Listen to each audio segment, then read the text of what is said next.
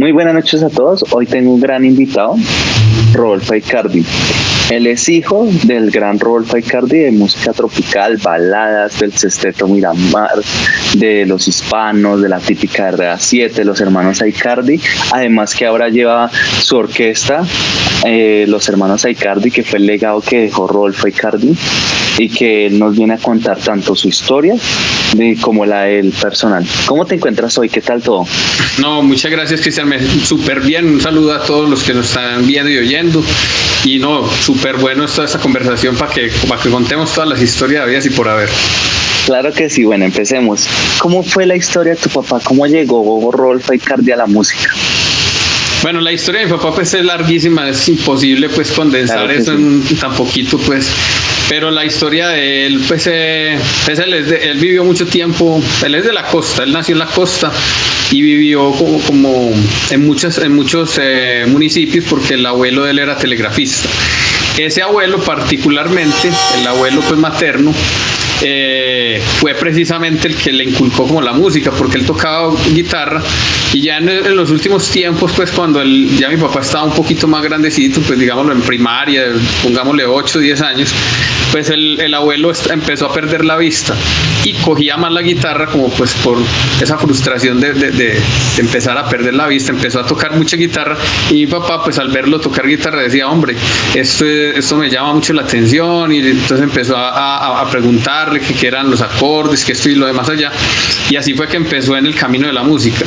En esa época pues no había mayor, pues era lo que se escuchara en radio, pero el transistor apenas estaba empezando a entrar, ni siquiera había entrado, pues los radios tenían que hacer esas radiolas gigantes, no era muy común en esa época, estoy hablando de los años 50, 40, pues todavía un poquito 50, no era muy común que hubiera radios, hemos hablado pues muchas veces de eso, que el transistor cambió para siempre la historia de la música.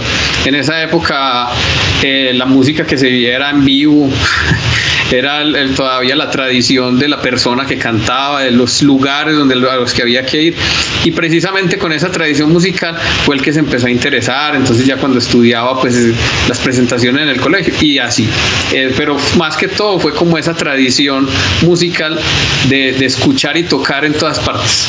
Y además él empezó con música popular, no baladas, música romántica que le dicen.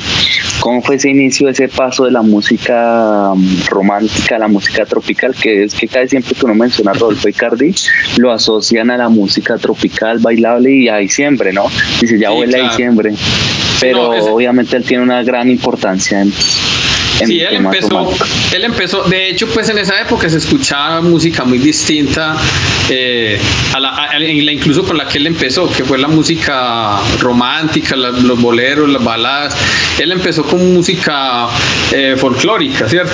O la música que se escuchaba en los vapores que navegaban el Magdalena. Entonces él me contaba, por ejemplo, que cuando él estaba chiquito, pues él veía pasar esos barcos que navegaban el Magdalena, pues, y escuchaba el foxtrot y música como de salón, y él en realidad pues esa música que empezaba a escuchar era la música de salón, pues que se utilizaba mucho en esos vapores, pero sí, finalmente llegó pues a la balada, al bolero, que era la música que a él más le gustaba en esa época, y por X o Y razón, pues por cuestiones más que todo comerciales, porque los cantantes pues ustedes saben que tienen ciertas épocas y ciertos ciclos, y él empezó a ver que la música romántica ya se había cumplido ciertos ciclos, de pronto no había tanto trabajo como él creía, porque tenía más que todo trabajo saliendo del país, pero acá en la música en los 60 se escuchaba más en la música tropical, y él de todas maneras pues de haber vivido en la costa y precisamente de haber venido gracias a muchos de los corraleros de Majagual que le dijeron, no, Rodolfo, váyase para Medellín, que allá es donde está la cosa pues buena de la música, pues él también conocía la música tropical. Él empezó realmente en la música tropical haciendo coros y animaciones. Entonces, por ejemplo, muchos coros y animaciones de los corraleros de Majagual, él estaba ahí, porque en esa época pues no era como ahora que se graban las voces separadas o los coros separados, no, en esa época se metían todos al estudio y a veces no tenían, venga, necesitamos coros de afán, entonces muchas veces, como él tenía muchos amigos en los corraleros de Majagual, empezó así, haciendo coros, y así él llegó al Sexteto Miramar, que entre otras cosas pues el Sexteto Miramar era un grupo también de música bailable. Bueno, pero finalmente es que yo me extiendo un poquito en toda la historia, me tienen que parar a veces, me tienes que parar, Cristian. Claro. Bueno, la historia puntual está en que los hispanos pues era un grupo pues reconocido en Colombia, y en ese grupo cantaba Gustavo Quintero, el Loco Quintero, y por un problema interno en los hispanos, el grupo se divide, se sale media agrupación, incluyendo Gustavo Quintero, y se van hacia el otro lado, que es otra agrupación que se llamó, pues, o se llama todavía, pues es una leyenda también de la música colombiana, Los Graduados.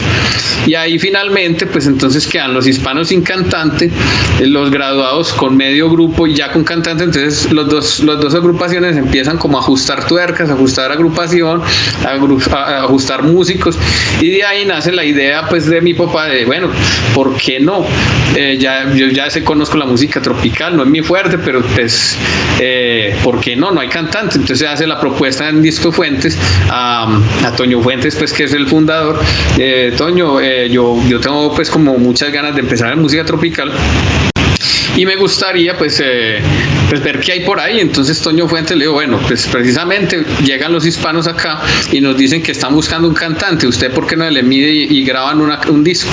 Y efectivamente graban un disco, y de ese disco pues el éxito fue, así empezaron Papá y Mamá, que precisamente que es un nombre muy bonito pues para toda esta historia de la música tropical. Claro, y eso sí. Y ahí entonces empezó una historia en la música tropical que nunca paró. Hace 8 días que no te veo. Porque es mi artista favorito, y además me encanta la música tropical, no solo Rodolfo Aicardi, Pastor López, Guillermo Buitrago, bueno, en fin, pero no sabía que había iniciado con Los Corraleros haciéndole coros. De verdad, esto es como una noticia para mí muy interesante, que incluso en el libro creo que no está, ¿no? En el libro que le hicieron a él. Sí, no, creo, claro, no hay muchas historias pues que no alcanzaron a quedar en el libro pues por obvias razones, pero sí, él incluso precisamente es que como él llegaba, él se iba todo, que eso sí salió en el libro, él se iba todos los días a las disqueras a ver qué había para hacer, y a veces le decían, no, pues esos canción, ¿qué venís a hacer acá? Y él, no, yo hago lo que sea, yo canto bien, yo hago coros, yo hago animaciones. Entonces muchas veces que los gritos pues que hacían, y él hacía eso, él se metía y, bueno, déjenme entrar, y yo canto gratis. Y precisamente pues que en el libro no sale tampoco, muchos de los corraleros de Magual, de los miembros de los corraleros, eran muy amigos de él de esa época, porque le habían dicho, Rodolfo, váyase para Medellín. Entonces cuando él llegó acá, bueno, Rodolfo, venga, haga cualquier cosa ahí, haga animaciones, grite, haga bulla, porque precisamente esa música era pues muy fiestera. Entonces era como si hubiera una fiesta en el estudio, y ellos necesitaban eso, y esos son los comienzos de la música tropical. De Peligro, tú dijiste que tenías una historia interesante, este LP, ¿no? Ese LP tiene una historia muy particular, que es los hispanos, pues con mi papá ya tenían mucha fama en Colombia y también a nivel internacional, y entonces hacen una gira en Ecuador. Y estando en Ecuador, bueno, viajaban pues en buses día y noche. Eso no es como ahora, pues que esos buses son súper modernos, eran buses de la época. Y mi papá pues le tenía mucho susto andar en bus, porque él siempre decía, no, pues él me lo contaba, que le daba mucho miedo que el conductor se quedara dormido. Y entonces siempre se sentaba al lado del conductor a hablarle, a contarle cosas para que no se quedara dormido. Y justo en ese viaje le dijeron, no, hombre, Rodolfo, no, pues váyase, acuéstese allá atrás, hombre, que mañana hay que hacer mucha cosa, hay que cantar en no sé dónde. Pues ya estamos hablando de Ecuador, ¿cierto? Y justo que mi papá se va hacia atrás del bus a dormir, y el conductor se quedó dormido. O sea, y el bus se accidentó, y entre otras cosas pues que es una tragedia, porque uno de los integrantes de los hispanos murió en ese accidente. Entonces, pues mi papá, yo les digo, pues toda la vida quedó traumatizado con eso, ya tenía sus sustos, después de eso él nunca dormía viajando, pero pues también con toda la historia y en homenaje pues al miembro de los hispanos que murió, pues decidieron también como mostrar esa faceta del disco, bueno, pues nosotros trabajamos con una profesión que es de peligro y precisamente esa carátula muestra como hay una recreación de ese accidente que tuvieron. Claro, es interesante lo que mencionas, de verdad. Es que en esa época, cada LP, cada disco que graban tiene una historia desde la imagen, ¿no? ¿Cuál ha sido el disco que a ti más te gusta de Rolf Icardi, que él hizo, grabó? ¿Y cuál es su historia y por qué? Bueno, pues a mí me gustan todos, pues, pero obviamente también. a mí el que más bueno, hay varios, tengo varios favoritos, pero por decir tres, me gusta mucho El Triunfador, que es de la época pues de Romántica, que es un disco que no tiene presa mala, como dicen por ahí. Y de la época bailable me gustan muchísimo, pero muchísimo, dos discos que él se planeó de principio a fin, que se llaman El Qué Chévere y El Qué Chévere Volumen 2, que esos fueron los discos donde él dijo, habló con Toño Fuentes y don Toño, pues yo tengo muchas ideas, tengo estas cosas, tengo estas otras, quiero incluir esto, quiero incluir lo otro, y Toño Fuentes le dijo, bueno, pues haga lo que usted quiera, muchacho, le dijo allá a todas las directivas de Disco Fuentes, todo lo que quiera hacer Rodolfo, que lo haga. Y de ahí nacen esos discos que son El Qué Chévere Volumen 1 y Qué Chévere Volumen 2, que son prácticamente los discos más famosos y con más éxitos de la música tropical colombiana. O sea, ahí están incluidos los éxitos como Tabaco y Ron, Boquita de Caramelo, ahí está Colegiala, pues que es la canción más famosa de mi papá de todos los tiempos a nivel mundial. Claro. Y esos dos discos tienen algo muy bonito, y es que él venía como de un bache artístico, como él no se sentía como muy tranquilo, como muy seguro de lo que estaba haciendo, y en ese bache pues él puede plasmar todas las ideas musicales que tenía, y como productor logra elaborar dos discos que para mí pues son leyendas de la música tropical colombiana. Qué Chévere Volumen 1 y Volumen 2. Y bueno, y en la otra información pues que yo siempre cuento es que en El Qué Chévere salgo en la carátula pues bebé, y en El Qué Chévere Volumen 2 salgo en la contracarátula también en una mesa con mi papá cargando. Entonces esos tres discos, El Triunfador y El Qué Chévere Volumen 1 y 2, son para mí pues el punto más alto pues de mi papá. Claro que sí, ¿no? Y son de mis favoritos. Además, El Qué Chévere Volumen 1 logra siete canciones de ese álbum, logra primer lugar en Colomia, ¿no? Seguidas. Es que es uno impresionante. de los grandes éxitos y una de las grandes historias, ¿no? Creo que es uno de los pocos o único artista que ha logrado eso en Colombia. Y además, lo que mencionas, como presagiando un poco lo que se venía luego tú ya con tu orquesta, o sea, con el legado que te dejó tu papá. Pero bueno, eso viene más adelante. Vamos con calma, que hay muchos temas por hablar, ¿no? Bueno, tú mencionaste algo importante, pues ya que lo adelantaste, el éxito mundial de Rolf Icardi, La Colegiala, que tiene una anécdota súper curiosa con un digamos, un comercial de Nescafé. Entonces cuéntanos cómo fue esa historia y qué fue el éxito que tuvo Rolf en Europa, ¿no? Muy orgullosamente, que casi no se ve en los medios, que siempre nombran a Carlos Vives, a Juanes, que triunfó en Europa, pero se les olvida a alguien tan importante como Rolf Icardi, que fue el primero, el pionero en vencer la barrera del idioma y demás. Sí, bueno. Ahí ya te dejo esa pequeña introducción. No me alargo, que yo tanto tengo mucho por cantar, pero... No, mi papá pues él casi no componía precisamente porque se la pasaba, la gente lo conoce más como cantante, pero él también era un productor pues de primer orden, ¿cierto? Él incluso producía otros discos que mucha gente no sabe, pues él no solamente producía a veces sus propios discos, sino que también le producía a Fruco, a Joey Arroyo. Él hacía mucho, le encantaba la producción, todo lo que tuviera que ver con producción le gustaba. Y en esa época... que no sabía. Sí, sí. Perdón, pero no sabía que producía otros artistas. Sí, claro, de hecho, las primeras agrupaciones de Fruco, muchas producciones son de mi papá. Ellos se colaboraban mucho porque eran muy amigos y eran muy inquietos musicalmente. Entonces mi papá pues tenía la costumbre de recopilar mucha música. Él cuando iba de viaje a Estados Unidos, a cualquier país, era feliz trayendo música grabada. Él siempre andaba con una grabadorcita de mano para grabar en las emisoras que estaba escuchando, que estaba sonando, y compraba los discos que estuvieran de moda. Y entonces con muchos artistas de Disco Fuente él hacía eso, por aquí traen unos discos que a vos te puede gustar esta canción, a vos te puede gustar este tipo de arreglos, y se colaboraba mucho en eso. Fruco, por ejemplo, pues produjo muchas canciones y muchos discos de mi papá, y viceversa. Mi papá pues por decir, Fruco, sabes que te falta un trombón en tal canción, metele tal arreglo, y a veces le hacía los arreglos él y se los pasaba a Fruco, y así, y con otros muchos artistas como Joey Arroyo, que Joey Arroyo trabajaba pues en esa época con Fruco, y así, muchos artistas. Entonces la historia de este éxito es que mi papá escuchó esa canción en un viaje que tuvo a Perú y le encantó.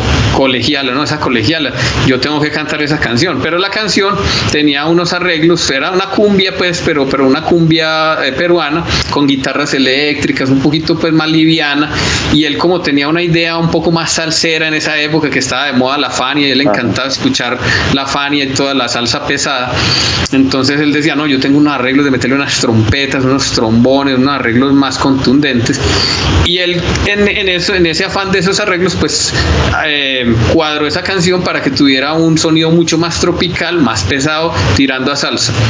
La grabó, hicieron el lanzamiento como sencillo y fue un éxito nacional. Entonces, estando pues un equipo de producción francés haciendo un documental en Colombia, haciendo pues como distintos tipos de trabajo, ellos aprovechaban para hacer no solamente pues comerciales, sino también documentales, y todo, estaban haciendo documental, y se sentaron pues en un receso a escuchar, a comerse algo pues en restaurantes esos de carretera, y escuchando la música que está sonando, esa canción que está sonando, ¿qué?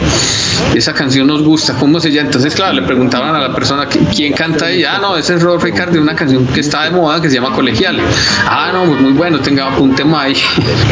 Y se fueron para Francia, y entonces resulta que ese equipo de producción estaba rodando una campaña de Nestlé a nivel mundial de café de Colombia. Y precisamente en ese viaje habían venido a grabar muchas tomas y pues el eje cafetero y todo esto, y dijeron, esta es la canción que representa el café de Colombia en Europa, y sacaron el comercial precisamente con esa canción, y esa canción fue el éxito de ese verano pues en Francia y en toda Europa, porque es que muchas veces dicen que Francia, pero es en realidad en toda Europa. Lo que pasa es que en Francia, como se hizo la campaña, incluso a Israel, ¿no? Sí, esa canción es Taste the richness of Latin America. Nescafe Alta Rica. The finest Arabica beans high roasted for a wonderfully rich aroma and full-bodied Latin flavor. Nescafe Alta Rica. A bold adventure. Un éxito mundial. Y precisamente entonces pues mi papá no sabía nada de eso, o sea, él estaba muy contento con su disco, qué chévere, volumen 2, y no, yo estoy muy contento, nos está yendo muy bien. Y al tiempo se comunicaron con él y pues hablamos con Rodolfo, sí, usted es el que canta en la Colegiala, sí señor, no, queremos que usted venga a Europa y haga una gira para que presente esa canción, porque esa canción es la canción del verano, es la canción más vendida, la que están escuchando en todas partes. Y esa fue la sorpresa que él tuvo, y él estuvo pues se fue para Francia pues a hacer una gira y de cuenta de esa canción, y entonces fue el éxito. Pues ya la cumbia en realidad había tenido unos éxitos mundiales décadas antes pues que eso, pero esta canción se posicionó como la canción colombiana más famosa de todos los tiempos hasta ese momento, que entre otras cosas que pues que muchas personas me dicen pues es colombiana porque los arreglos son colombianos, la música es colombiana, mi papá es colombiano, pero la letra es de un artista peruano, para también que tengamos en cuenta. O sea que lo bonito de este éxito es que no solamente es música colombiana, sino música latinoamericana. O sea, el artista como tal, Rodolfo Icardi, fue el que la popularizó en Europa, incluso estuvo compitiendo con Michael Jackson, ganó disco del año en Europa. O sea, esta fue la sensación en esa época, ¿no? Y que el mercado no era tan fácil, o sea, uno lograr vender 1 millón de discos en un país europeo era un logro que no, o sea, a veces no se reconoce mucho el legado cultural de Rodolfo, lo visto en Colombia, no sé, ¿tú qué opines? No sé, hace que le hace falta como ese, que siempre, por ejemplo, cuando hablan de artistas grandes de Colombia, siempre antiguos, siempre se refiere al Yo Arroyo, ¿sí? A temas así, pero Rodolfo nunca lo nombran, incluso el primer artista colombiano que llegó a los digamos listas Billboard fue Rodolfo Icardi y nunca lo mencionan, no mencionan a Claudia de Colombia, mencionan a Gali Galiano, entonces creo que no le han dado la importancia. ¿Tú qué opinas de esto? Esto que dices, Cristian, es muy importante, pero él lo quiso así, en cierta parte fue voluntad de él, porque mi papá era una persona muy poco mediática y a él lo estresaba mucho los medios de comunicación. Entonces, por ejemplo, a él en televisión nunca le gustaba salir, no le gustaba verse en televisión, no le gustaba pues toda la magia de la televisión, le gustaba más la radio, pero tampoco era pues que le gustara pues andar saliendo en radio. Y pues debido a que él no fue una persona mediática, pues la disquera y esto pues decían, pues, él no quiere pues, o sea, no quiere popularizarse más, hacerse notar. Él era amigo, por ejemplo, de todos los que tenían programas musicales en Colombia, pues para los que no recuerden, Jimmy Salcedo, Jorge Barón, y a él le rogan, Rodolfo, te necesito por ejemplo, en esa época de la colegia, te necesito en el show de Jimmy, te necesito en el show de las estrellas, y él siempre decía, no, eso no es para mí, no, compren los disquitos, escuchen radio y eso. Entonces eso en parte hizo que no tuviera no se visualizara, pues, porque los artistas que salían en televisión sobre todo, pues se visualizaba más. Él dijo, yo estoy bien así, no soy muy ambicioso en cuanto a fama, ya la fama que yo tengo está bien, la gente me reconoce, yo tengo trabajo, vendo mis discos, pero mejor cierto anonimato, y ese anonimato es lo que hizo que de pronto no tuviera esa visibilidad que hubiéramos querido todos. Pero yo pues en realidad también estoy como con él, estuvo bien así. Ok, pues sí, o sea, esa es la opinión tuya y todo, pero claro, los fans siempre queremos como dejarlo que tenga reconocimiento. Claro, estar compitiendo con Michael Jackson en Europa no lo hace cualquiera, ¿no? Sí, exacto. Ya eso nomás es un logro, aparte de todo el legado, porque no solo nos vamos a dedicar a la canción La Colegiala, ¿no? Después vinieron muchos más éxitos, Que no quede huella, Limoncito con ron. Entonces es interesante ello. ¿Y tú por qué crees que se debe ese anonimato que quería Rodolfo? O sea, era muy tímido. ¿Qué hacía que él no se expresara en medios de comunicación, no le diera la visualidad que otro artista de pronto sí quería? Bueno, no, en parte pues lo que dices, era extremadamente tímido, y él era una persona cuando uno hablaba pues con él, pero era otra persona cuando sentía una cámara o un micrófono, y entonces me decía, no, a mí me da miedo, o sea, me estreso mucho, entonces a veces pienso una cosa y digo otra, a veces digo lo que no es, me preguntan una cosa y salgo con otra. Entonces en realidad era como de cierta manera un pánico que se tenía pues de exponerse frente a los medios. Y lo otro es que pues mi papá siempre fue un artista, yo me atrevería a decir que fue el artista más popular de Colombia, en el sentido de populares, de vivir con el pueblo. Pues a mi papá le encantaba mezclarse con la gente, entonces también él pensaba, pues, si yo me vuelvo muy famoso, pues me arrancan la ropa, que de hecho él ya lo había vivido pues en los años 60, cuando triunfó con la música romántica, que le arrancaban la ropa, le cogían el pelo, entonces a él tampoco le gustó como mucho eso, y dijo, no, mejor cierto anonimato para yo poder vivir tranquilo, mezclarme en la gente, poder ir a mercar, poder comprar cosas, meterme en las plazas de mercado de los pueblos, y eso era lo que más le gustaba, que ese anonimato le permitía pues traspasar cualquier tipo de frontera sin que eso para él fuera algo problemático. Claro que sí, y hay una anécdota, por ejemplo, de ese anonimato, que digamos un fan no lo reconociera o algo así, que le haya pasado, una anécdota que puedas contar. No, muchas. Él tiene muchas anécdotas. Por ejemplo, una anécdota que nos acordamos mucho en la casa era que a veces que salíamos a restaurantes, o porque era muy poco. Nosotros en realidad, pues como familia no salíamos mucho, pero sí era una historia constante. Y era que alguien venía y paraba, pues, y le decía, ay, venga, qué pena, yo le pregunto, ¿usted es Rodolfo Aicardi, cierto? Y entonces él se daba esa licencia, pues, de ser de cierta manera anónimo, y decía, no, yo soy el hermano. Y entonces le gustaba jugar con eso, pues como que la gente quedara como, pero este sí es Rodolfo, no, porque la única forma de la gente saber si era Rodolfo era por las carátulas de los discos, porque como les digo, él vino a salir en televisión ya en la última etapa, por allá en los años finales de los años 90. Entonces nosotros salíamos, y esa es como una anécdota muy, muy común, o sea, salir y que la gente le dijera, venga, usted, qué pena, usted es Rodolfo. Y, no, yo soy un hermano, yo soy un primo, y a él le gustaba eso, y a la gente a veces decía, pero no, usted sí es, y no, yo soy el hermano. Entonces le gustaba eso, le gustaba también como un juego, pues. Claro. Eso que me está pasando no es normal ni cualquier cosa. No, y eso sí he visto mucho el show, ¿no? Por ejemplo, muchos artistas cuando llegan a esa fama, y tienes razón, por ejemplo, un ser uno Michael Jackson, ¿no? Que tenga que disfrazarse para tener cierta intimidad, porque hasta la basura se la revisan a ver qué es lo que uno come y consume y qué no hace. Creo que eso también es algo que tiene razón Rodolfo, que tenía razón Rodolfo. Bueno, y bueno, tú cuentas esa anécdota, otra anécdota así curiosa que tú hayas vivido con tu papá, porque también recordemos que tú le hiciste coro ya la última etapa de su carrera musical, entonces que quieras contar, que quieras expresarte así, que no es tan conocida aún, que haya pasado con Rodolfo. Pues no, con mi papá pasaba de todo, ¿cierto?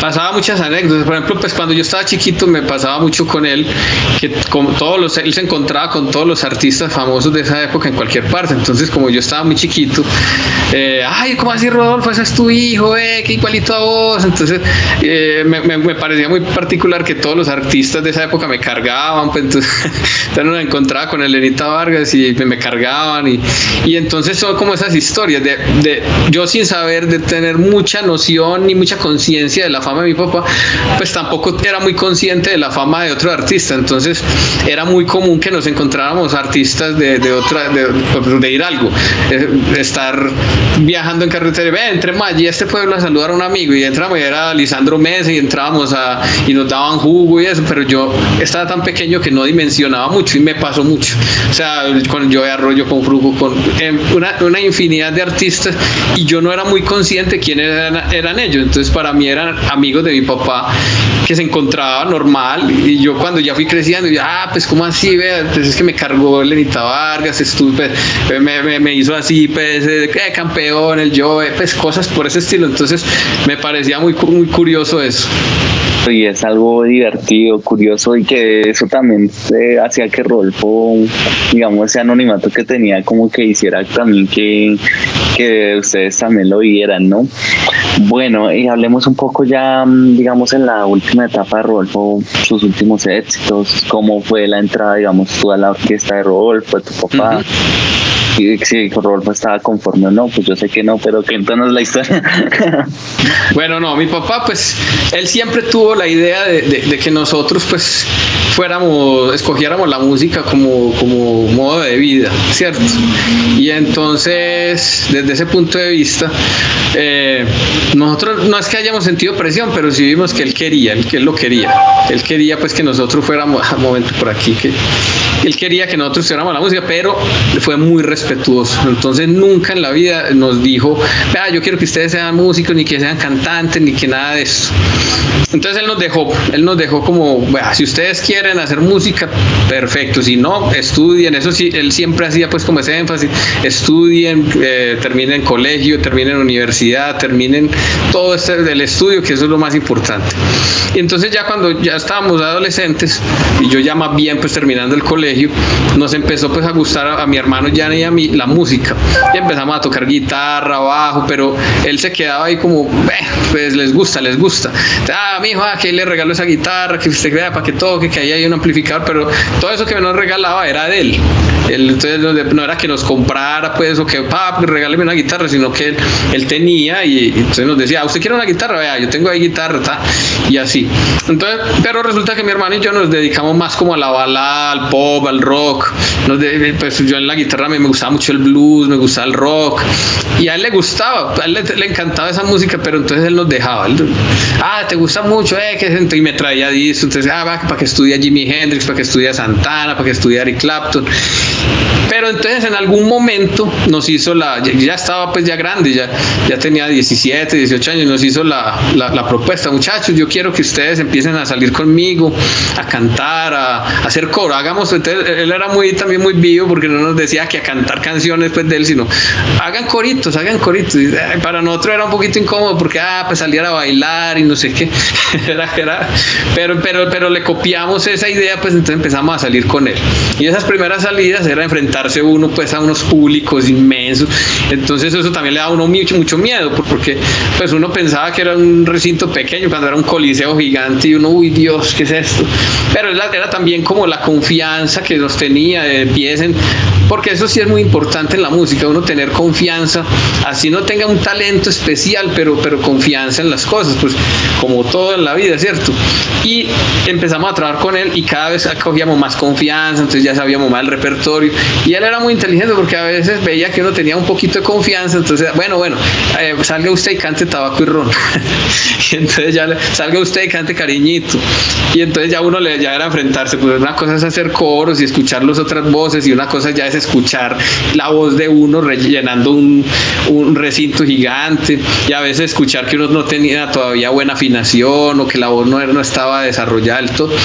Entonces eso fue la manera de él de empezarnos a pulir, y yo he dicho pues, a veces que me preguntan, él no era un mar de halagos, no, antes al contrario, cuando llegamos, usted está cantando muy regular, usted tiene que cantar con más fuerza, usted tiene que con más confianza, con más potencia, más afinadito, practique, haga. Él nunca le decía a uno, súper bien, si uno creyera que había cantado bien, él decía no, y entonces de esa manera empezamos a trabajar continuamente con él, salir con la orquesta, salir con la agrupación de música romántica. Yo empecé a tocar también guitarra, y entonces empezamos a soltarnos. Entonces fue muy bonito, porque en esa transición pues logramos captar qué era lo que él hacía. Empezamos, pues si uno verse en una tarima y es que esto es lo que hace mi papá, o sea, no es cualquier cosa, y sentir la vibración, por ejemplo, algo que nos causaba mucho impacto a mi hermano y a mí, era sentir la vibración de las orquestas como en el cuerpo, ¿cierto? Uno sentía la percusión, sentía todo, y era algo que a nosotros nos parecía muy bonito. Y entonces él nos decía, que eso es algo pues que yo he contado muy pocas veces, pero él sí nos decía, muchachos, esta es la herencia que yo les voy a dejar, yo les voy a dejar esto, o sea, yo quiero que ustedes sigan con esto, y es precisamente por eso que yo los pongo y les doy tan duro y les doy tanto palo, porque es que esto no es fácil. Y entonces mi hermano y yo lo cogíamos como sí, pues sí, estábamos estudiando en la universidad por otro lado, y entonces, que un fin de semana vamos, pero llegamos a un punto donde dijimos, no, pues es que tenía razón, y finalmente pues hoy en día estamos trabajando y ganándonos pues la vida de esto, precisamente, de esa herencia. Vamos amigos, lloro por quererte, por amarte.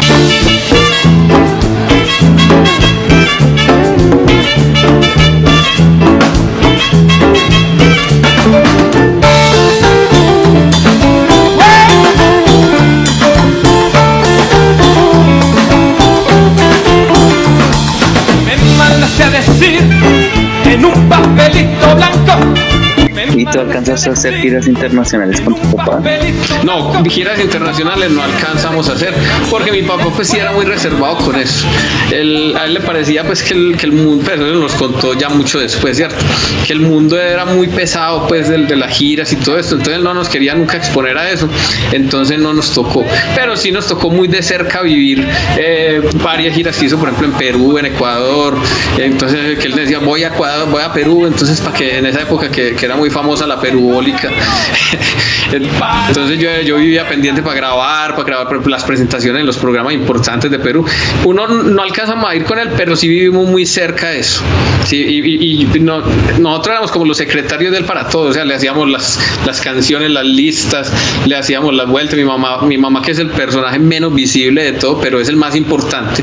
Mi mamá era la mano, no, es que ni siquiera la mano derecha, ella era Rodolfo Icardi, ella era la que estaba pendiente. Entonces mi papá sin mi mamá no hubiera podido haber hecho nada. Entonces nosotros como familia sí tuvimos eso, o sea, muy intensamente. Él cuando viajaba, nosotros pendientes de los tiquetes, pendientes de las cosas.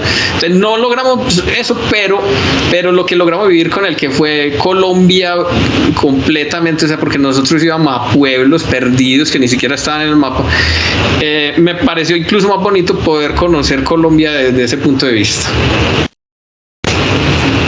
Claro que sí, ¿no? Y además que, como tú decías, pueblitos que uno, verdad, ni sabe que existían, ¿no? Que no aparecen ni en el mapa y sin parar. Uh-huh.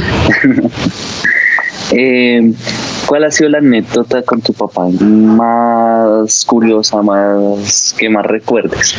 ¿O que más te cause interés contarla? ¿O que más te recordación? No, Cristian, lo que pasa es que son tantas ideas que siempre que me preguntan me cogen fuera de base, pues.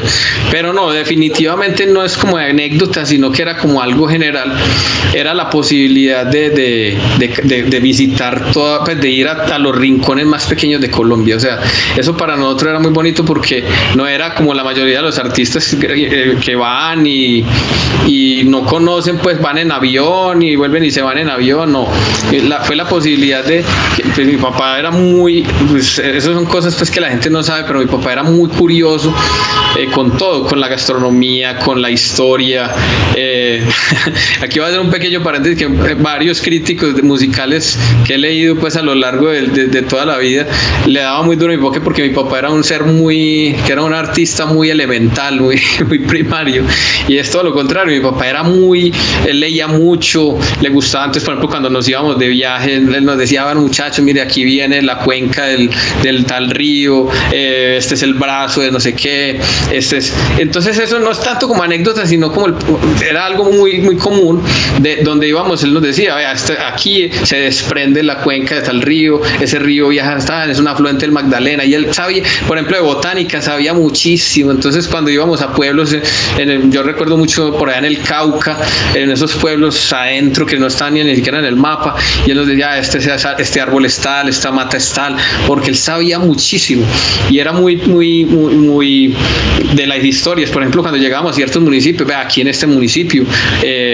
pasó tal cosa en la historia de Colombia, vea, esto hubo un combate entre España y el ejército de Bolívar. Ya le encantaba eso. Entonces no es tanto como una anécdota, porque son muchas, pero lo que quiero, que no digo mucho en las entrevistas, es esto, que mi papá era enamorado de Colombia, y ese amor por Colombia lo cogimos nosotros. Sí, no, y ahí vemos la importancia de Rodolfo también, como tenía también temas, digamos así, que de historia, era muy explorador, pero no solo se quedaba con la lectura, digámoslo así, o la historia, sino también la exploraba también le da la oportunidad de giras y demás, ¿no? Uh-huh. Bueno, ahora sí pasemos un poco a tu carrera. Ahora sí, ¿cómo llegaste a los hermanos Icardi? Porque esa separación, digamos, no siguieron con la típica RA7, sino con los hermanos Icardi. Porque fue ese cambio de nombre, digamos, que esa orquesta la creó Rodolfo también, ¿no? Los hermanos Icardi y la típica RA7. Bueno, no, pues esa es una pregunta que me han hecho muy poco. Pues yo creo que es la segunda vez que me preguntan esto. ¿Por qué no la típica RA7? Bueno, y entonces la historia es que la típica RA7 nunca existió físicamente, es decir, nunca existió como una agrupación itinerante. La agrupación como tal, la típica R7, era una cantidad de músicos de grabación, de sesión, que mi papá utilizó cuando empezó a grabar sus discos, y él ser el productor, él dijo, no, yo, por ejemplo, en los hispanos utilizaban más saxofones y clarinete, entonces dijo, no, yo para esta canción le quiero meter trompetas y trombón. Entonces él buscaba ya en Disco Fuentes, pues que en Disco Fuentes la industria del disco también tenía cosas muy buenas, entre ellas era que los músicos que trabajaban en las discográficas pues eran los mejores. Entonces él decía, yo quiero que aquí grabe tal trompetista, que aquí grabe tal trombonista. Y entonces de ahí nace la típica R7. La típica R7 era él de pronto desligándose un poco de los hispanos, del sonido de los hispanos, y darle su propia personalidad a un sonido. Pero esa orquesta nunca existió, o sea, cuando él trabajaba siempre con los hispanos. Él siempre trabajó con los hispanos hasta finales de los 90, empezando los 2000. Trabajó constantemente, cada que iban de gira con los hispanos. Los hispanos fue la agrupación con Claque, entonces él no tenía ni siquiera necesidad de salir con la típica R7, porque dentro de los mismos hispanos pues llamaban a otros músicos que para que tocaran trompetas y trombones. Entonces de esta manera pues lo que quiero decir es que la típica R7 nunca fue una agrupación itinerante. Entonces en la historia como más de planta, digamos, una orquesta de planta, y ni siquiera tenía los mismos músicos, porque en una canción él decía, por ejemplo, yo quiero que en esta canción grabe tal trompetista, en esta no. Entonces, por ejemplo, en esta quiero tal trombonista, pero en esta otro, porque los estilos de los dos son muy distintos. Por ejemplo, en los bajos, uno nota en los bajos, por ejemplo, el Colegial, el Tabaco y Ron, que son bajos muy distintos a los de los hispanos, porque podían ser incluso hasta Fruco tocando el bajo en esas producciones, ¿cierto? Entonces no fue nunca una orquesta itinerante pues que se conociera con eso. Entonces ya cuando mi hermano y yo decidimos pues entrar en esto del que lo hemos contado pues como una especie de homenaje, pues dijimos, bueno, ¿y qué nombre? Entonces, bueno, la típica R7 pues estaba descartada porque alguien, que esto también es una confidencia que se hace, y es que muchas de las agrupaciones de los años 60, 70, 80, los nombres se los registraba cualquiera, y a veces nunca estaban registrados, y los registraba cualquier persona, y en el momento del registro pues perdían la capacidad del uso público de cualquier persona. Entonces, claro, la típica R7 a alguien que nunca perteneció ni a los hispanos, ni a la típica, ni a nada, pues le pareció muy curioso pues registrar el nombre, pues sí lo registró. Y el nombre es de él, y entonces él hizo una agrupación pues que ni siquiera esos músicos ni siquiera tocaban con mi papá en los hispanos era otra cosa. Entonces, teniendo en cuenta pues esto, pues nosotros en realidad ni siquiera consideramos la típica R7 porque no sentíamos pues que era un nombre que nos representara. Empezamos a hacer como una evaluación y descubrimos, mirando discos viejos y cosas viejas de él, que mi papá había formado un grupo por allá en el 80 de esta misma manera que te estoy diciendo, o sea, para grabar, para cambiar sonidos, que se llamó precisamente Los Hermanos Aicardi. Y con ese nombre, Los Hermanos Aicardi, él grababa y logró varios éxitos. Por ejemplo, hay un éxito que se llama Se va la vida, que ese no puede faltar el 31 de diciembre en ninguna parte en Colombia. Y si vos, exacto, y si te remitís al disco, que ese particularmente está en el Qué Chévere, volumen 3, vos miras los créditos y dice Rodolfo Aicardi y Los Hermanos Aicardi. Y entonces una vez yo le pregunté a él, pues le alcancé a preguntar, pues yo estaba más bien adolescente, y yo, para esos hermanos Aicardi, ¿quiénes son? ¿Esos son unos hermanos suyos o qué? Y entonces él me dijo, no mijo, eso es un grupo que yo hice pensando en que si ustedes algún día quieren tocar y cantar conmigo, pues vamos a hacer una agrupación donde todos vamos a ser los hermanos Aicardi. Y esa fue la idea que él tuvo, y es una idea que tenía desde hace 40 y pico de años, pues desde 42, 43 años. Entonces cuando nosotros empezamos a mirar, bueno, no, acá está, Los Hermanos Aicardi. Y él afortunadamente sí había registrado ese nombre, porque ya en esa época pues como no, yo me gusta ese nombre, es el legado. Y bueno, se me escapa un detalle.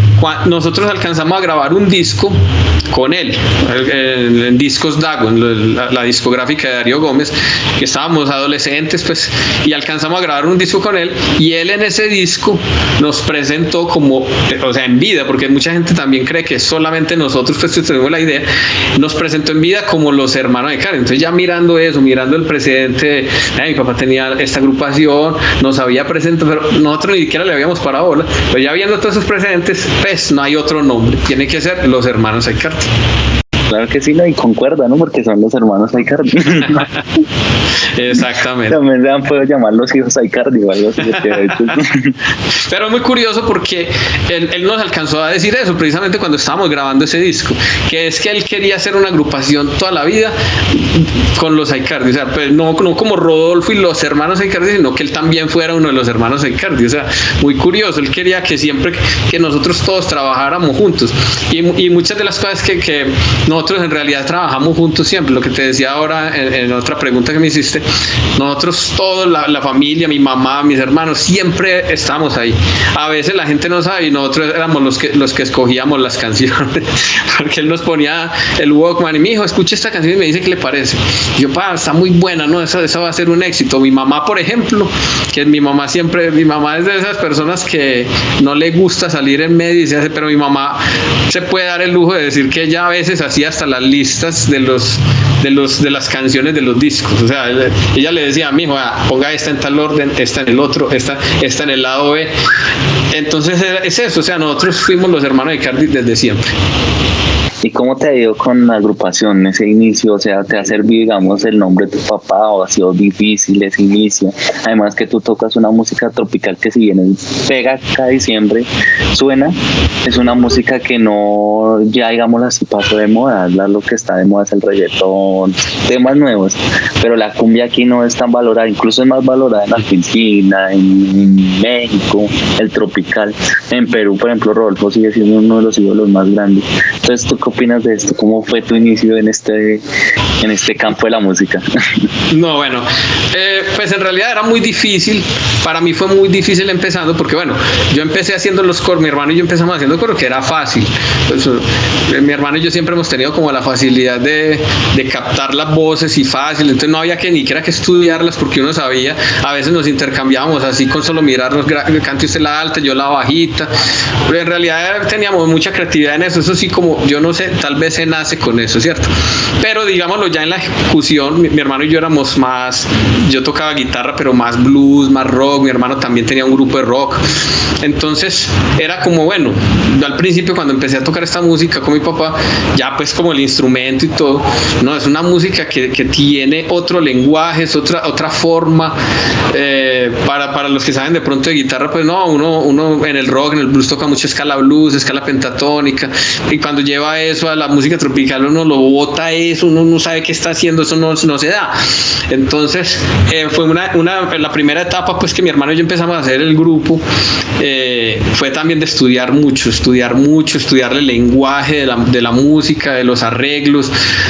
Si en el rock y en el blues hablamos más de licks, de fraseos, de floreos, de escalas, aquí hablamos más de arpegios, de adornos de cierto tipo. Entonces fue como adquirir ese lenguaje musical de la música tropical, pero que también a uno le sirve mucho porque al uno estudiar y escuchar, a mí me pasó una cosa y es que yo escucho cualquier canción tropical y la estoy estudiando. Yo la estoy estudiando porque aquí están haciendo un arpegio a 2 voces, a 3 voces, están haciendo un contrapunteo, fue de mucho estudio, no fue fácil. De hecho, en la guitarra yo me quiero a veces soltar mucho más y quiero hacer solos, pero a veces no suena bien. Entonces es como de adquirir ese lenguaje, incorporarlo, y actualmente nos ha ido muy bien porque hemos incorporado mucho ese sonido, esos arreglos, y uno crece mucho musicalmente. Entonces claro, el rockero que escucha esto, pues sí, pero también tiene mucho para uno nutrirse. Eso es lo importante de la música colombiana en todos los géneros, que uno a veces como con cierto desdén, no, el bambuco es muy sencillo, pero cuando uno escucha armonía, cuando escucha melodía, cuando contrapunto, composición, la música colombiana lo nutre a uno. Entonces la música tropical para nosotros es de crecimiento, de crecer, de nutrirnos. Y entonces ya con el conocimiento y con un poquito más de experiencia, que es lo que nos falta pues en este caso, porque mi papá tiene una experiencia de toda una vida, pues uno ya sí entiende un poco el lenguaje. Entonces ya se ha hecho un poco más fácil componer, hacer arreglos, cambiar arreglos. Por ejemplo, que tal vez no lo hemos hablado, pues, pero de la misma formación de la orquesta, porque nosotros decíamos, no, pues la gente nos pide la misma orquesta, los mismos instrumentos, pero nosotros queremos hacer otras cosas, queremos meter batería, queremos meter guitarra eléctrica, queremos hacer otro tipo de cosas que no excluya tampoco lo que fue la música tropical, o sea, que respete todos estos géneros, respete una historia, pero que también nos dé nuestro vocabulario, nuestra identidad desde ese punto de vista. Como el boom, ¿no? O sea, mezclar todo este ritmo y que tú no quieres, digamos, hacer una imitación como tal de la música de tu papá o la voz de tu papá, sino es a tu estilo, ¿no? Que es lo primero. Por ejemplo, ¿qué opinas de los imitadores de Rodolfo Aicardi, no? No, bueno, a mí me gusta ver los imitadores, pero lo que pasa es que lo que la gente a veces no sabe es que en Colombia, sobre todo, la imitación se volvió un negocio y entonces la gente la mayoría de los imitadores no es que sean imitadores porque les nace y amen al otro artista, sino porque también ven una forma de subsistir y esto, que tampoco está mal, pero en segundo lugar, la voz de mi papá era una voz única, era una voz muy particular, muy aguda, muy nasal, muy versátil. O sea, mi papá podía ser grave, podía ser agudo, o sea, es una voz tal vez de las voces más versátiles de la música colombiana. Si la cumbia se vistiera de luto, solamente que se muere el cumbión. Si la cumbia llorara como vela, solamente que se... Y pues imitarlo es imposible, o sea, nosotros tenemos en el ADN pues muchas cosas de la voz de mi papá y ni siquiera a nosotros nos suena. O sea, mi hermano Jan y mi papá y yo tenemos 3 voces muy distintas y mi papá siempre nos decía eso porque yo le hacía esa pregunta y cuando él me decía, mijo, cante Boquita Caramelo y entonces a mí me daba muy duro porque cuando yo escuchaba eso por ejemplo en un coliseo, en un estadio, yo, no, esa voz mía suena muy distinto, a mí me suena muy distinto, yo no, y entonces él me decía, es que precisamente de eso se trata, que usted tenga su propia identidad, su propia voz, nunca trate de igualar mi voz, antes explore sus cualidades vocales, explore sus puntos débiles, sus puntos fuertes. Entonces de verdad pues que a mí lo de la imitación es muy bonito pues como ver que la gente ama mucho la música de mi papá y a él como artista y que lo imitan y está bien, ¿cierto? Eso me gusta mucho porque si es sincero y si es honesto me parece muy bonito, pero pensando en los artistas me da mucha tristeza porque muchos artistas a veces tienen una capacidad de creatividad, de capacidad vocal mucho incluso superior a los artistas que están imitando, pero con el negocio a veces dicen, no, pues yo me freno y me quedo ahí en esa zona de confort y no exploran la parte creativa, sus voces, sus tesituras, entonces a veces me parece como un desperdicio lo de los imitadores porque pues podrían fácilmente cantar con sus propias voces, música tropical, música bailable, música romántica. Escoger eso a veces me da tristeza porque no a mí, no porque yo pues nosotros tratamos de ser muy artistas en ese punto, de ser originales, que eso mi papá nos decía así, pero de las otras personas, a mí los imitadores me parece que es como para darle gusto a la gente, pero a veces desde el punto de vista del corazón artístico es limitarse. ¿No? O si lo va a imitar uno, imitarlo a su manera, ¿no? Claro. Que es lo que hace. Por ejemplo, mucha gente nos decía, no, que pónganse los chachacos de su papá. De hecho, y eso es aquí pues entre nos, tanto Jan y yo nos ponemos mucha ropa a veces que quedó de mi papá, a veces muchos blazers que todavía yo los tengo y a veces me los pongo, pero no es como por imitarlo, sino porque pues ahí está y eso es bacano para cambiar el look y cambiar la pinta, pero no, hay mucha gente, por ejemplo, mi papá compró hace muchos años como un traje azul y entonces los imitadores compran un traje azul y bailan igualito, entonces a mí me da risa, pues me parece eso con las manitos, me da risa pues, pero no, también, o sea, mucha gente cree que uno le dice a uno, o sea, ay, suelte la guitarra, suelte el bajo y cante como su papá y haga así, pero no, o sea, nosotros tenemos esa identidad y yo, por ejemplo, la guitarra, pues no es que no tenga que salir con guitarra o sí, pero pero es parte, la guitarra también es parte mía, y por ejemplo el bajo con Yanni también es parte de él, y no nos limitamos, en algún momento podemos salir tocando otro instrumento, a veces hemos dicho, un día estos nos cambiamos, porque él toca guitarra y yo toco bajo, un día esto me gustaría tocar un bajo en una canción, entonces, pero también es como esa, es uno tener su propia identidad, que a mí me parece pues como a los que nos están oyendo, los artistas siempre tienen que tener su voz. Nosotros por eso nos cansamos en las redes sociales, nosotros no estamos imitando, porque mucha gente dice, no, pero que ustedes no cantan igual al papá, que no, precisamente buscamos lo otro, hacerle un homenaje a él, llevando nuestro potencial artístico a satisfacción, no imitando lo que él hace. Claro, como tú mismo lo mencionabas, tratarlo de imitar, pues también sería como irrespetar un poco su legado, ¿no? Porque al fin y al cabo eso es lo que él quería. Incluso a él lo acusaban mucha gente aficionada a Gustavo Quintero, que al inicio lo imitaban, cosa que yo nunca escucho parecido las voces ni nada, ¿no?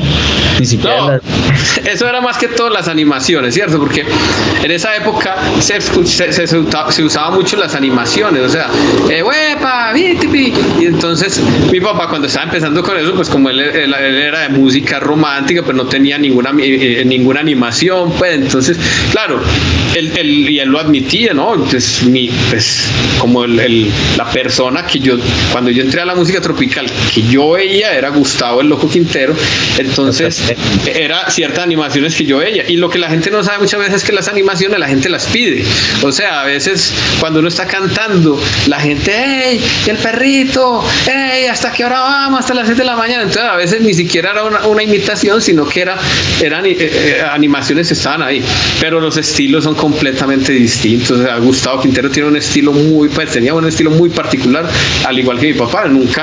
Ellos cogían lo bueno de los dos y entonces, este Rodolfo salió con tal animación, entonces voy a hacer otra, y era una competencia sana, pero en ningún momento pues era una imitación de cantar con el mismo tono, o porque eran voces completamente distintas, estilos completamente distintos. Rodolfo era la potencia, Gustavo era lo divertido, entonces era la imponente, ¿no? Exactamente. Bueno, y rompiendo otro mito así, que Rodolfo Icardi, ¿es verdad que tiene 17 hijos? O sea, ustedes son 17. No, vea. Papá y mamá no le hizo honor, Cato. Esperan más. No, esa historia es muy particular. O sea, esa historia tiene un origen, y es ciertas personas indelicadas que llegaron pues a lucrarse diciendo que eran hijos de mi papá, porque mi hermano y yo pues no, cuando murió mi papá no teníamos ganas de hacer música de ningún tipo. O sea, nosotros pasamos varios años haciendo distintas cosas. Mi hermano es publicista, entonces se dedicó a la publicidad, yo soy comunicador social y me dediqué a la televisión, a la producción de televisión. Nos dedicamos por completo a otras cosas, y fue la gente la que nos fue, bueno, que para los 10 años pues de tu papá, de la muerte de tu papá, que hagan algo especial, ustedes que sí cantan. Pero en esos 10 años pues había mucha gente indelicada que se hacía pasar por hijos de Rodolfo Icardi, por lo que estamos hablando, por el mismo fenómeno de los imitadores, que yo no lo condeno, porque es la situación de, pues hay muchos artistas que tienen que ganarse la comida, pues entonces parte de esto entonces llegó a que muchas personas pues aprovecharan a decir que eran hijos de Rodolfo, pues para tener una visibilidad y que los contrataran y tuvieran forma de trabajar, y esto se empezó a dar así, y pues nosotros nos dábamos cuenta de algunos, de otros no, pero llegó un momento donde había varios, eran más de 5 pues que decían que eran hijos de Rodolfo. A nosotros nos da, por ejemplo, a mí me da mucha risa, porque incluso hay uno que se cambió el nombre por notaría, por registraduría, que se llama Rodolfo Icardi Jr. O sea, entonces son cosas que a mí nos dan esa hasta risa.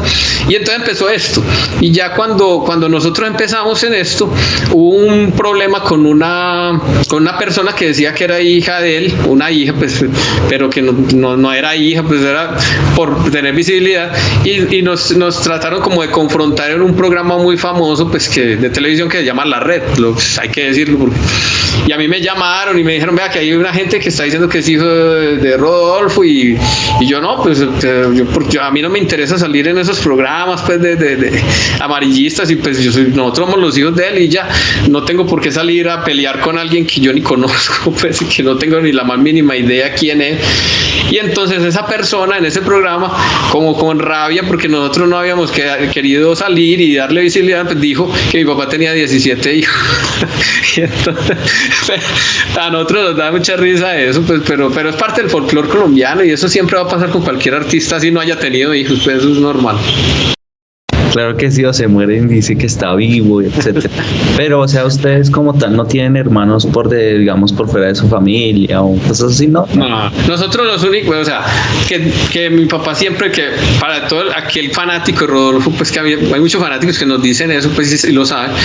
Mi papá tuvo una hija antes de tener, pues, con otra familia que se llama Jenny, ¿cierto? Jenny. Y Jenny, pues él mismo en las canciones, incluso un saludo para Jenny, pero Jenny es una persona que me lleva a mí 10 años, pues estamos hablando ya de los años 60, pues. Jenny es la única hija, pues, por fuera del matrimonio. Luego mi papá se casó con mi mamá, y de ese matrimonio somos, pues yo soy el mayor, Rodolfo, luego está Marco, que es el del medio, Gianni, y Carolina, que es la niña, pues que ya no es tan niña porque ya tiene 24 años. Los que nos conocen saben que somos solo nosotros. Eso somos todos. Claro que sí, y a ustedes no les interesa, digamos, también vender la historia para televisión de Rodolfo Aicardi, basado en el libro que funciona al inicio.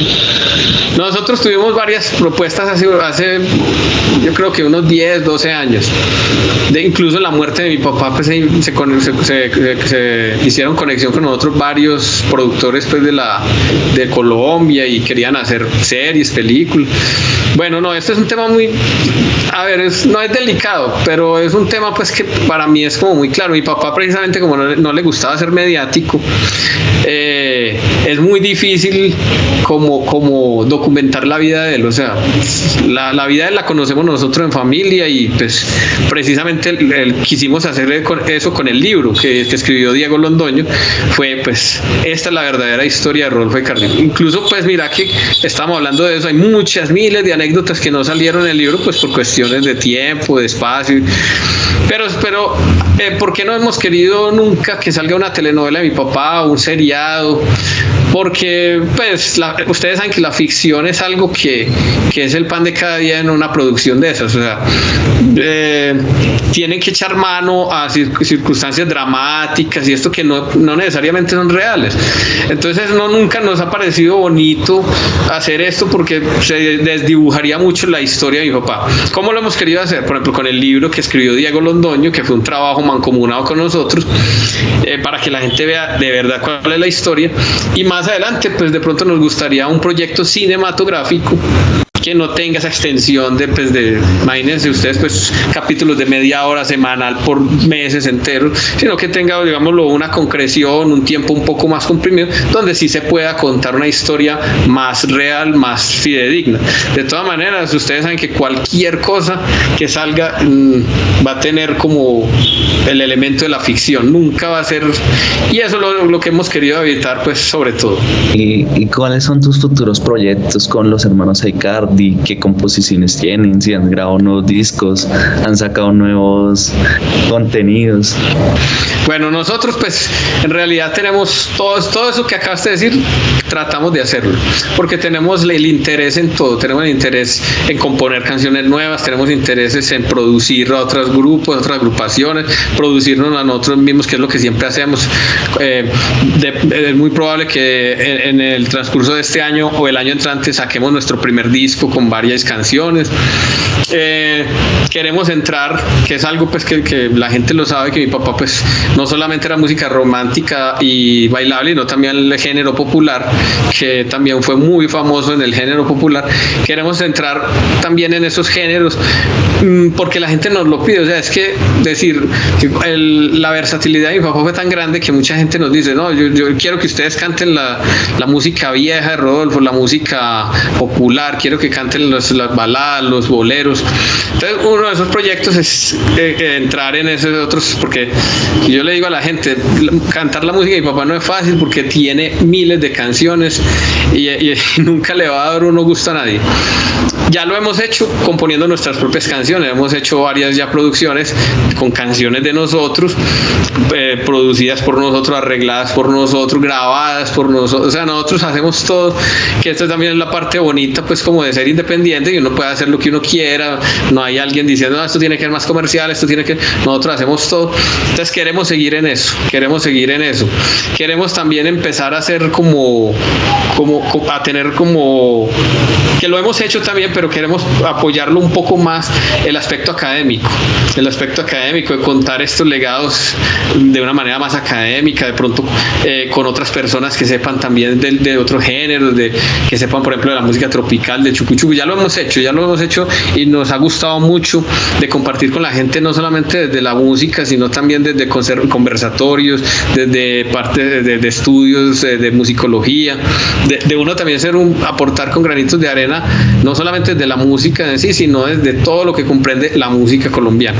Entonces, nosotros tenemos intereses que van desde eso hasta hacer contenidos, bueno, pero vendrán algunas sorpresas. No puedo decir mucho pues de esos contenidos, pero vendrán muchas y muy buenas sorpresas. Déjame vivir mi vida, yo no soy malo con nadie. Había una curiosidad con Rodolfo, que no le gustaba hacer a capela y demás. ¿A ti sí? No. Lo que pasa es que los Icardi somos muy tímidos.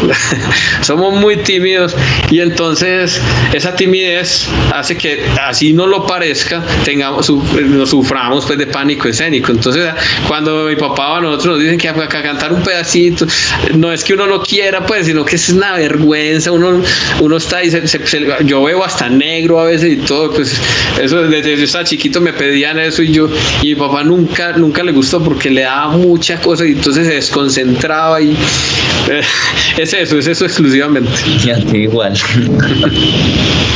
Bueno, te voy a decir que nos interpretaras algunos discos, pero bueno, ya sabía la pregunta. Pero vámonos con el último mito así de Rodolfo Icardi, que también mencionan mucho. Es verdad que murió así de pobre, así de, digamos, que decían que murió muy mal, o no, más bien. No, eso es una mentira pues por completo. Lo que pasa es que hay varios puntos pues que analizar en esa historia. Bueno, el primer punto pues es que mi papá nunca fue un hombre millonario, pues, o sea, nunca fuimos pues personas con dinero, porque pues mi papá era simplemente un trabajador de la música y eran otros tiempos, ¿no? Los artistas de pronto en las últimas décadas han sido pues como han tenido una visión de negocio un poco más amplia y han podido lograr cosas pues más importantes, pero en esa época no, que es el mismo ejemplo que pongo con los futbolistas.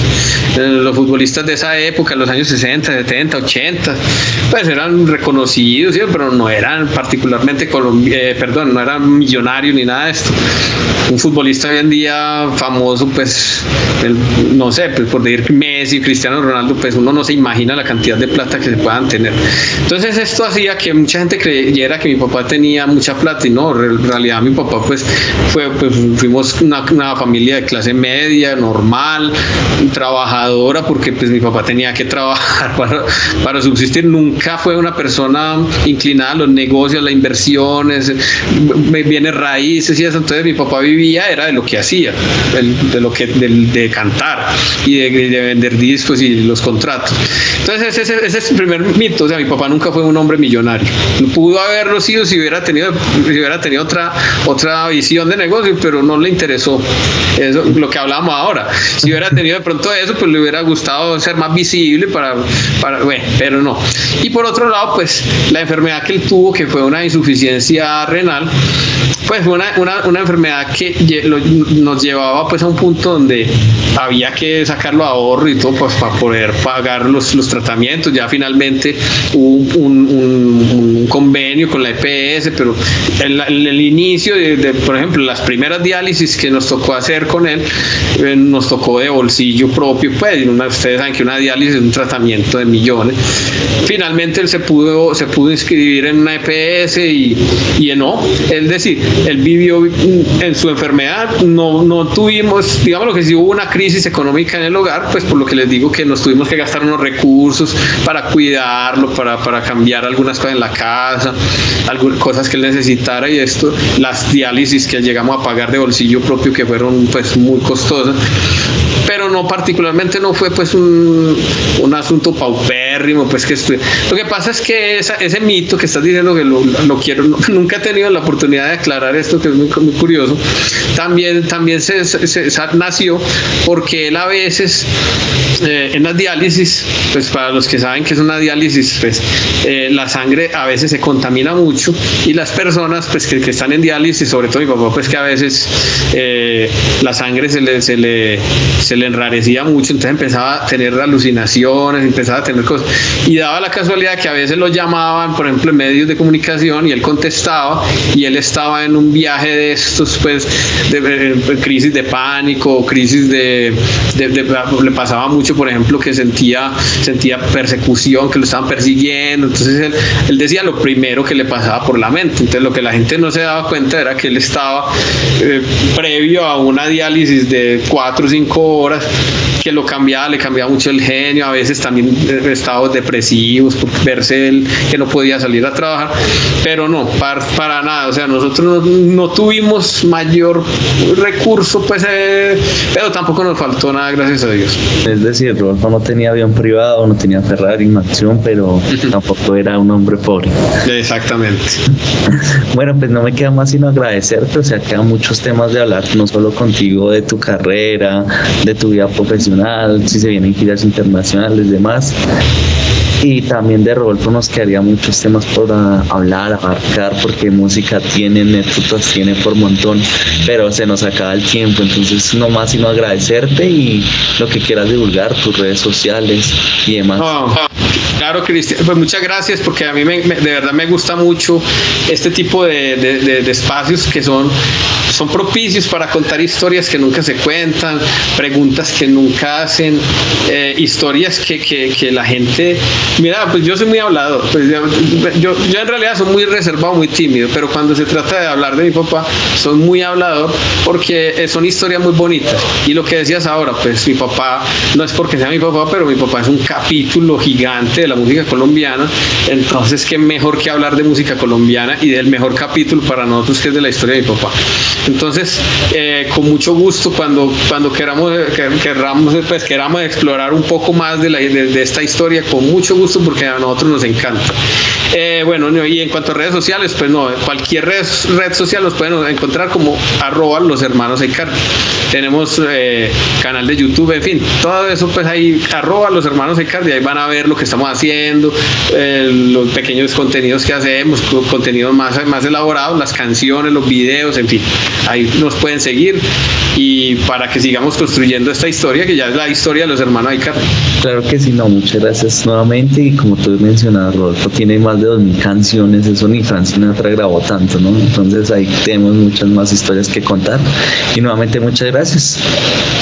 No, a ustedes, y que estén muy bien. Muchas gracias.